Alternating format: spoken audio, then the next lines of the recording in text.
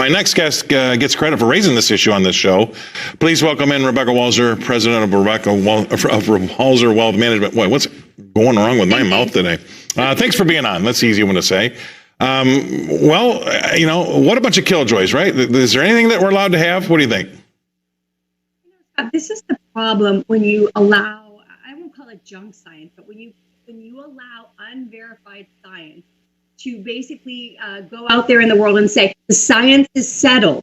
Now that the science is settled, according to all of this free movement, they can now say whatever they want. And where's the pushback? And when are we going to question what is the science to say a dog 50 pounds and up is a danger to the environment? Where's the actual real scientist? And I don't want just a one study. I want a peer-reviewed study that's been studying it for 25 years, and then it's got a control group without dogs and a control group with dogs. And that hasn't been done ever.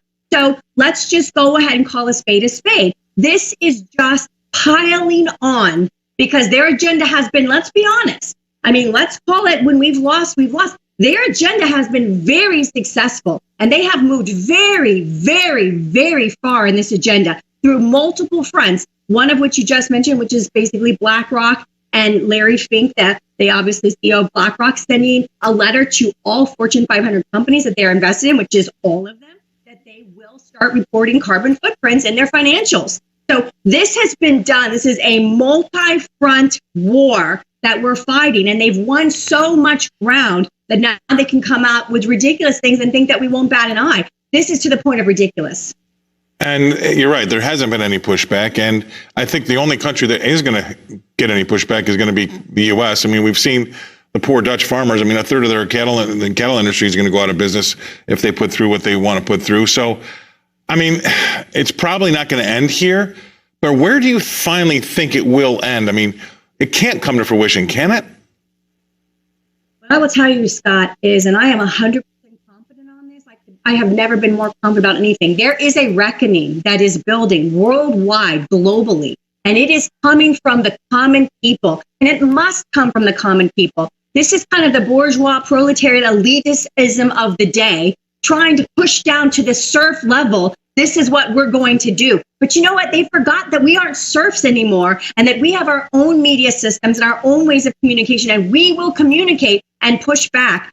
There is a reckoning that is coming globally. All you have to do is watch global news. It doesn't get reported here in the mainstream of America, except for on shows like yours, Scott. All you have to do is watch the global news to see all of the uprisings that are happening across the globe on a weekly and weekend basis. And you will know that there is a sea change shifting, and people are waking up to realize this is just ridiculous. And there isn't actual scientific data that is substantiated across all scientists that all agree that this is what we have to do, attack fossil fuel. Right. And, just so everybody knows, number one, I gave a talk to 200 of the wealthiest ranchers in the country this summer out in Kansas. And because they're the hardest working, salt of the earth people, Rebecca, they're just doing their jobs. They're not keeping up to date with all this stuff. When I mentioned this ESG and that they're coming for farming and they're going to try to put you out of business, they were shocked. They never heard of it. Well, now they've heard of it, right? And let's review to the viewers out there. I'm going to be a flashpoint for that, because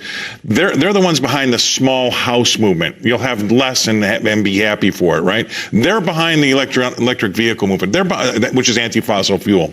They're behind a lot of these things that are there to stymie population growth, right? And actually take it away. Correct, Rebecca? Reduce it. And so that... Go ahead.